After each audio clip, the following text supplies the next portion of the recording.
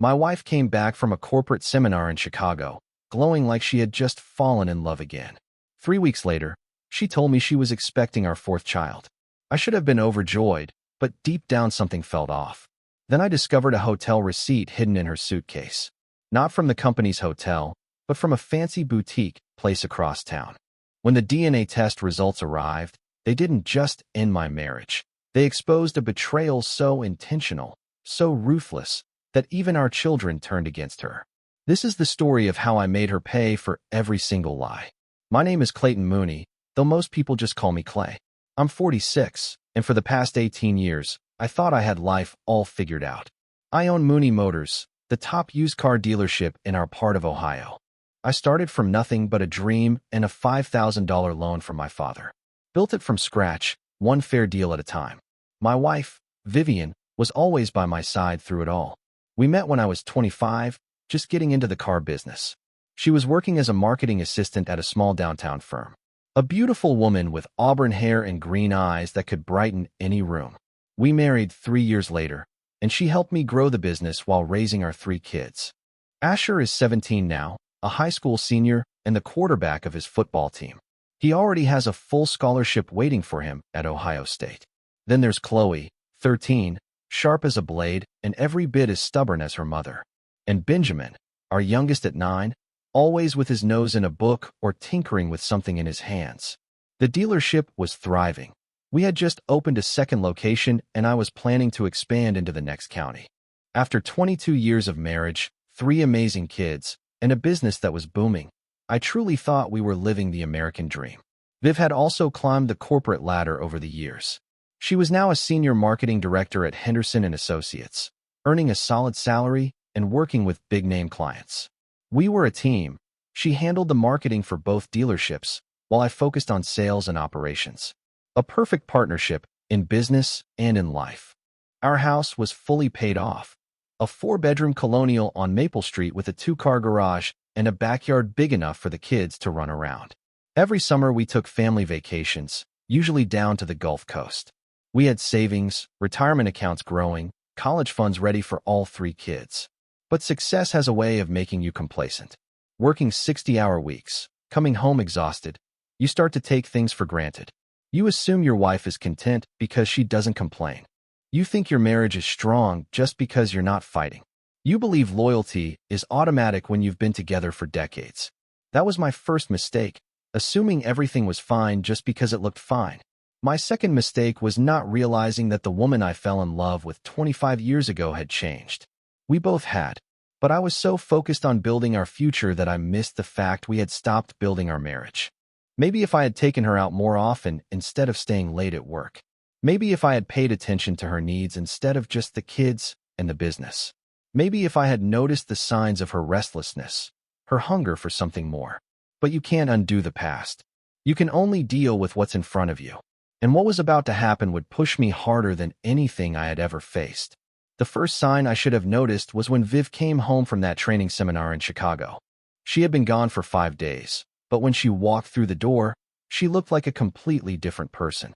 She was glowing, her skin radiant, her hair styled in a sleeker, more polished way. She moved with this energy, this confidence, that felt almost foreign in our living room. "Hey honey, how was the trip?" I asked, standing up from my recliner where I had been helping Benjamin with his math homework. "Oh, it was amazing, Clay," Viv said, barely glancing at me as she smiled at something on her phone. Really opened my eyes to new possibilities. That phrase stuck with me. New possibilities. What was that supposed to mean? Instead of unpacking right away, like she always did, she rolled her suitcase straight into the laundry room and shut the door. That was the first red flag. Viv was always the kind of woman who unpacked immediately, sorted laundry, cleaned up, and put her suitcase away before dinner. But not that night.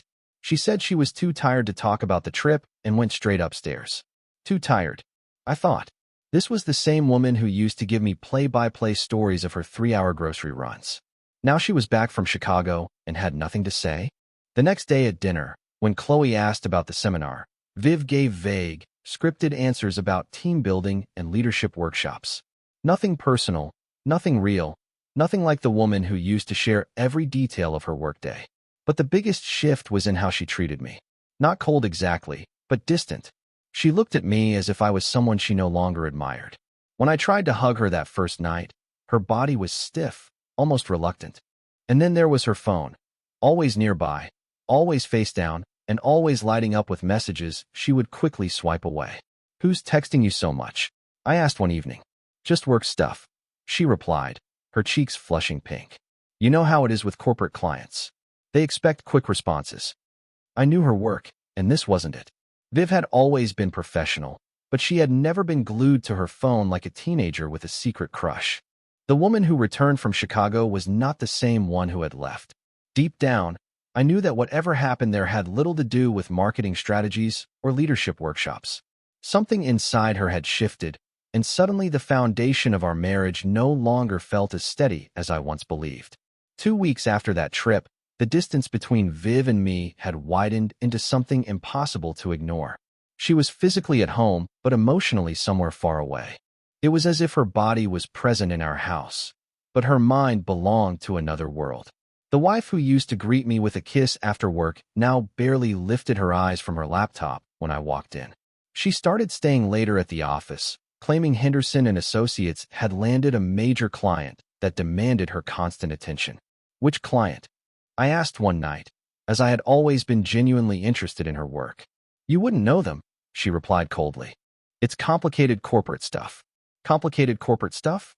This was the same woman who once broke down every single detail of her projects.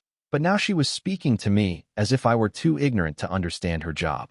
Even the kids began noticing her changes. Benjamin asked why Mom no longer helped with homework. Chloe complained that Viv seemed distracted during their back-to-school shopping trip. And Asher, who usually cared more about football and friends than family matters, even mentioned it. "She's different," he told me.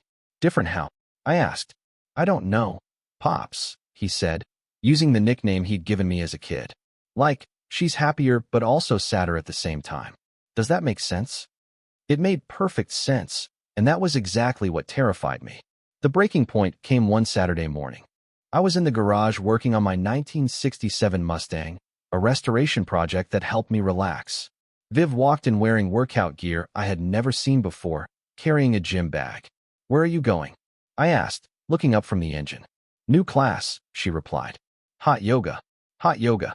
My wife, who had hated sweating for 20 years, was suddenly passionate about yoga. "Since when do you do yoga?" I asked. "Since I decided to take better care of myself," she snapped, her tone sharp in a way I wasn't used to. "Is that a problem?"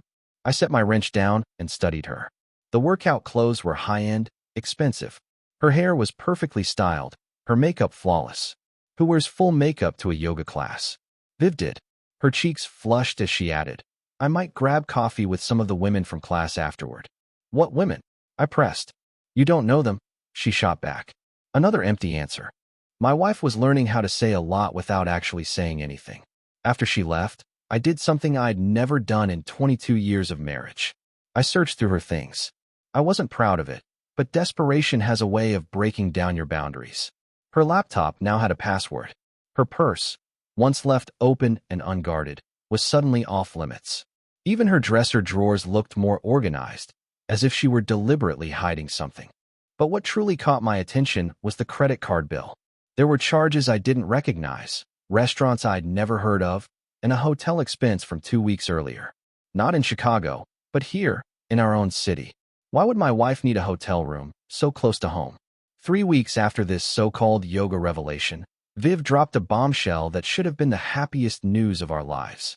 "Clay, I need to tell you something," she said one night after the kids were asleep.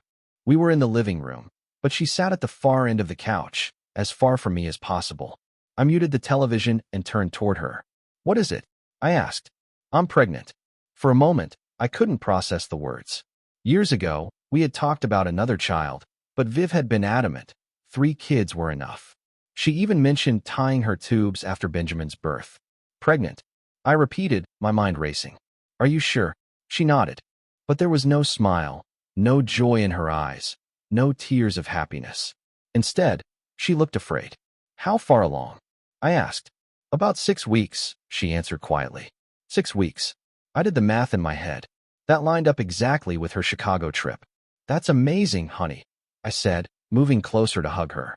But her body stiffened in my arms. I mean, it's unexpected, but it's wonderful news. Is it? She whispered, and the sound of her voice chilled me to the bone. Of course it is. We make beautiful children together, Viv. Just look at our 3 kids. She pulled away, tears brimming in her eyes. But they weren't tears of joy. They were the tears of someone carrying a devastating secret. I need to schedule a doctor's appointment, she said abruptly. Just to confirm everything. I'll come with you, I offered. No, she answered too quickly. I mean, it's not necessary. It's just routine. Routine? Since when was confirming a pregnancy so routine that the father wasn't welcome? For each of her other pregnancies, I had been there, holding her hand, asking every question under the sun. Viv, are you okay? You don't seem happy about this, I said gently. I'm just overwhelmed, she replied, wiping her eyes.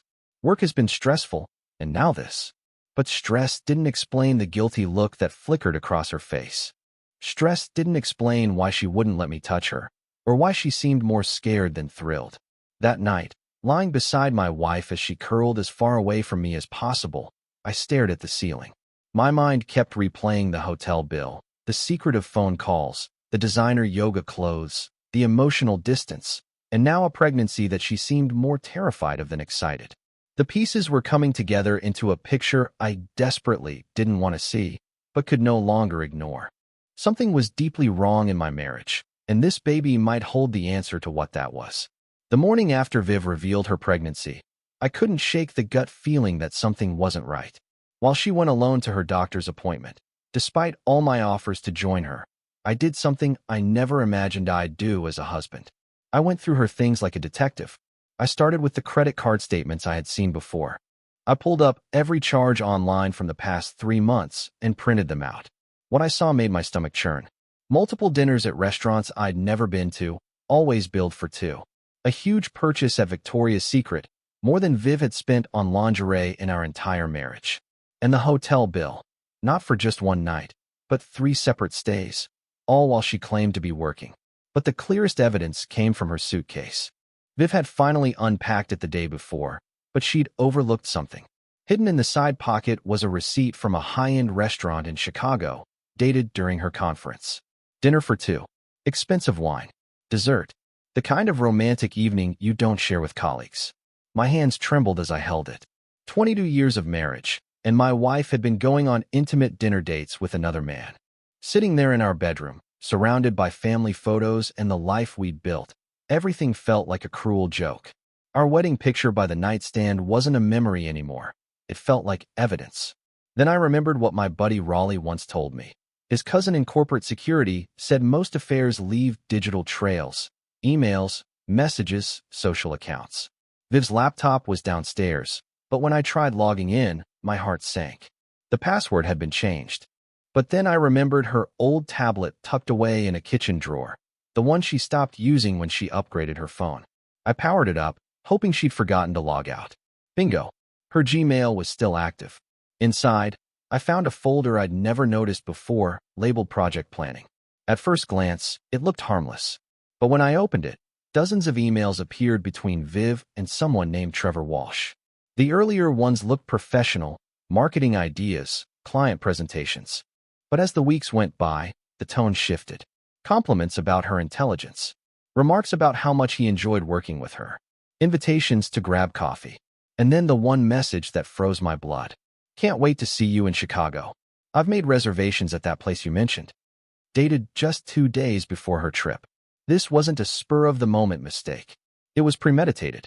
My wife had planned to meet another man in Chicago. And now, she was pregnant, with what could be his child. I printed out every email, my hands shaking with rage. 22 years of loyalty, raising 3 kids together, building a business from nothing. And she had thrown it all away for some slick-talking corporate guy named Trevor Walsh. Worst of all, she was still lying. Still pretending the baby might be mine. Still looking me in the eye every morning like nothing had changed. But everything had changed. By the time I came home from the dealership that evening, I had made up my mind.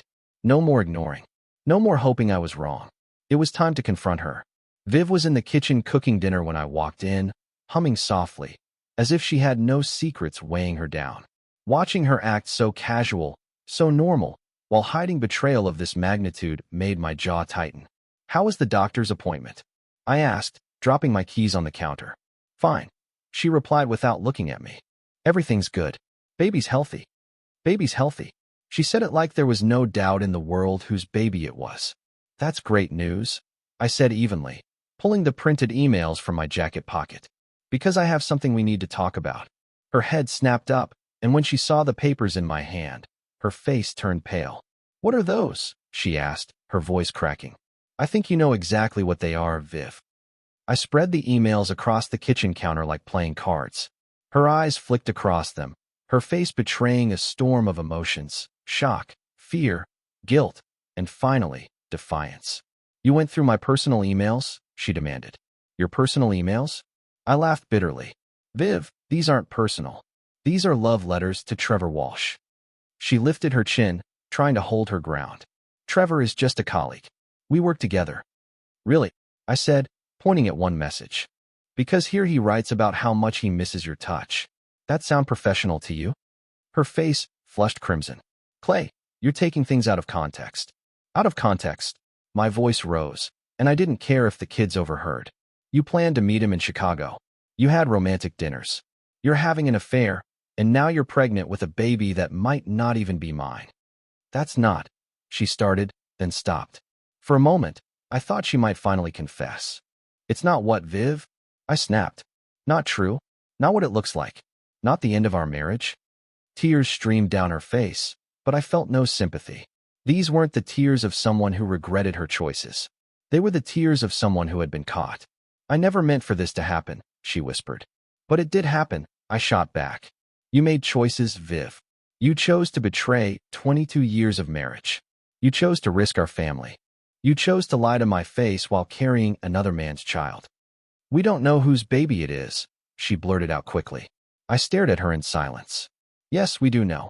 And you've known all along, haven't you? The quiet between us stretched wide, like an endless canyon. Finally, she gave the faintest nod. Get out, I said softly. Clay, please, let me explain. Get out of my house. Tonight. Take what you need, but I want you gone. She stood there crying, but I was finished. Finished with the lies. Finished with the manipulation. Finished with being humiliated in my own home. Where am I supposed to go? She asked. Call Trevor. I'm sure he'll be more than happy to take care of you. And his baby. The bitterness in my own voice startled me, but I didn't care anymore. She had destroyed everything we'd built, and now she could live with the wreckage. The 3 days after I threw Viv out were some of the hardest of my life. Not because I missed her, I was too angry for that, but because I had to explain to our kids why their mother wasn't coming home. Asher took it the worst. I found him late at night in the garage, hammering his fists into the heavy bag, tears streaming down his face. I heard you and Mom fighting, he said without stopping. She really cheated on you? Yes, son. She did. With some guy from work? Yes. And the baby isn't yours? I put my hand on his shoulder, stopping his assault on the bag. Probably not. Asher turned toward me, and I saw something in his 17-year-old eyes that no child should ever have to bear. The knowledge that one of his parents had destroyed their family out of pure selfishness. What happens now, Pops? He asked quietly. Now we figure out how to move forward. You three are my priority. Everything else is just details. Chloe's reaction was different. She withdrew into herself, quiet, distant, barely eating, spending hours sketching alone in her room. When I finally asked what was on her mind, her reply broke me. If Mom could lie to you for months, how do I know when adults are telling me the truth? 13 years old, and already learning the brutal reality that trust can be shattered in an instant. Benjamin was too young to fully understand, but he asked me again and again when Mommy was coming home. Each time, I told him she was staying somewhere else for a while, and each time I saw a little more of his innocence fade away. Meanwhile, Viv had moved in with her sister, Karen, across town. She called constantly, pleading, begging to explain herself. Eventually, I picked up just to stop the endless ringing. Clay, please, she sobbed. Can we meet? Can we try to fix this? There's nothing left to fix, Viv. You cheated. You're pregnant with another man's child. Our marriage is finished. The kids need their mother, she pleaded. The kids needed their mother not to destroy their family. I snapped. You made your choice. I hung up and called the lawyer Raleigh had recommended. It was time to make this official. The hardest part wasn't the betrayal itself. It was telling my parents, my brother, our friends. 22 years of marriage, and I had to confess that my wife had been living a double life. Most people were supportive, but I could see the unspoken questions in their eyes. Had I been a bad husband? Had I driven her to this? Had I ignored the obvious? The truth was, I had missed signs. But none of this was my fault. Viv had made conscious, deliberate choices. She could have come to me with our problems. Instead, she chose lies. Now she, and our kids, were going to face the consequences. 2 weeks later, I was in my lawyer's office, sitting across from Jim Patterson, a divorce attorney with 30 years of experience. On the desk lay a stack of evidence. Emails, credit card records, hotel receipts. "This is pretty damning, Clay," Jim said, scanning the papers. "She won't be able to deny much of this." "What about the pregnancy?" I asked. "We'll request a paternity test as soon as it's safe. If the child isn't yours, it strengthens your case significantly." Jim leaned back in his chair. "I need to ask, any chance of reconciliation? Courts prefer to keep families together when possible." "None," I said firmly. "She cheated. She lied about the pregnancy. She only showed regret after she got caught. My kids deserve better than a mother who deceived their father for months." "Understood. Then let's talk assets." That's when things got messy. The dealership was worth nearly $2 million. Viv had been heavily involved in marketing and growth. The house alone was valued at $800,000. We had retirement accounts, college savings, and investments. "She's going to demand half," Jim warned. "Ohio follows equitable distribution. That means the court aims for fairness, not always a straight 50-50 split." "And her affair? Doesn't that matter?" I pressed. "It can," Jim said, "especially if she used marital funds to support it. Those hotel stays, those restaurant bills, that strengthens your position." I thought of Trevor Walsh, the man who helped destroy my marriage. What do we know about him? My investigator dug into it. Married, 2 kids, lives in Chicago, works at the same company as your wife. And from what we've found, this isn't his first office affair. So Viv wasn't the first. I muttered, my stomach twisting. "Not even close," Jim replied. "There were others before her. He's a pattern, a serial cheater." The knowledge hit me like a punch. Viv had thrown away 22 years of marriage for a man who treated workplace flings like a game. Does she know about the others? I asked. Hard to say, but I doubt he bragged about his track record when he was charming her. I left Jim's office with a clear mission: file for divorce, demand the paternity test, fight for custody, and make sure Viv paid for what she had done. But Jim warned me. Viv's family would likely side with her, which meant I had to prepare for war. The woman I had loved for over 2 decades was now my enemy, and I intended to win. 6 months after throwing Viv out, I sat in Jim's office again, holding a sealed envelope that would decide the future of what was left of my family. Jim gave me a steady look. "Whatever it says, we're ready. Your case is strong either way." My hands tore it open. I read the results twice before the words sank in. 0% probability that I was the father. "Well?" Jim asked. "It's not mine," I replied flatly. Jim gave a grim nod. "I'm sorry, Clay. I know part of you was hoping otherwise." But the truth was, I wasn't. Another child would have tied me to Viv forever, and I was finished with her. This result meant I could finally cut her out of my life for good, once the divorce was finalized. "What does this mean for custody?" I asked. "Your kids are old enough that the court will listen to their preferences," Jim said. "Based on what you've told me about their feelings toward their mother, I think you'll be in a strong position." The divorce process was brutal.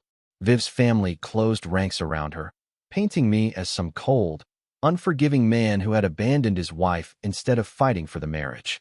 Her mother even called me in tears, begging me to reconsider. "She made a mistake, Clay," she pleaded. "Don't you believe in forgiveness?" "I believe in consequences," I answered. "Your daughter didn't make a mistake. She made months of deliberate choices that destroyed this family." Through it all, the kids amazed me. Asher started working at the dealership after school, saying, "Someone's got to help you keep this place running, Pops." Chloe stepped up to help with Benjamin, showing maturity far beyond her 13 years.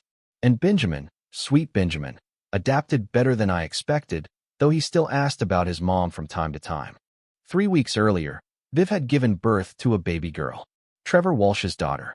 His name wasn't on the birth certificate. Apparently, he had refused to acknowledge the child, and his own wife had filed for divorce when she discovered the affair. Viv was now a single mother, raising a newborn in a cramped apartment, working part-time because she couldn't afford childcare. The fantasy she'd built around Trevor had crumbled into harsh reality.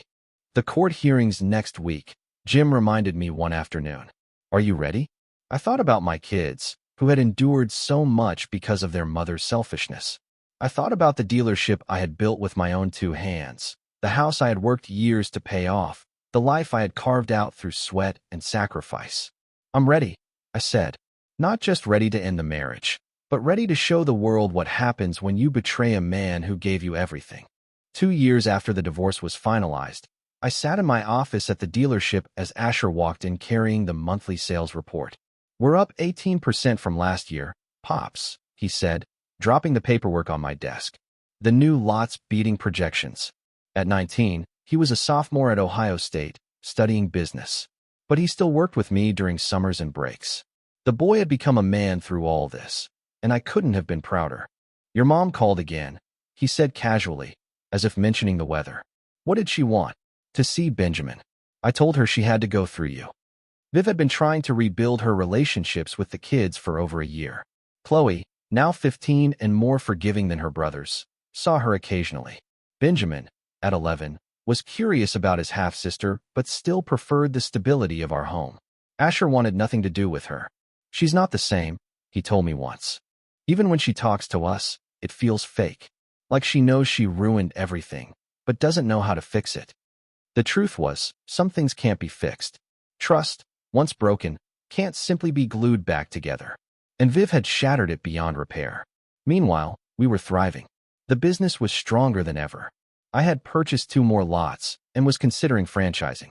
The kids were healthy, resilient, and wiser for what they had endured. And I had even begun dating again. I'd met Sarah at a Chamber of Commerce event, a widow with 2 teenagers of her own. She understood the struggles of blended families and the scars of broken trust. Nothing serious yet, but it felt right. You know the best part of all this? I told Asher one evening as we locked up the dealership. What's that? He asked. I found out who I really am. Not Clay the husband. Not Clay the partner. Just Clay. And I like that guy. Asher grinned. That guy's tough. Takes after his old man. As we walked to our cars, I thought back to the man I'd been 2 years earlier. Trusting, maybe naive, completely unprepared for betrayal. That man was gone. In his place stood someone stronger, sharper, and absolutely certain of his own worth. Viv thought she could trade up, find something better than what we had. Instead, she lost everything. Her family, her security, her reputation, even the respect of her children. As for me, I discovered I didn't need anyone else to define me. I had my kids, my business, and most importantly, my self-respect.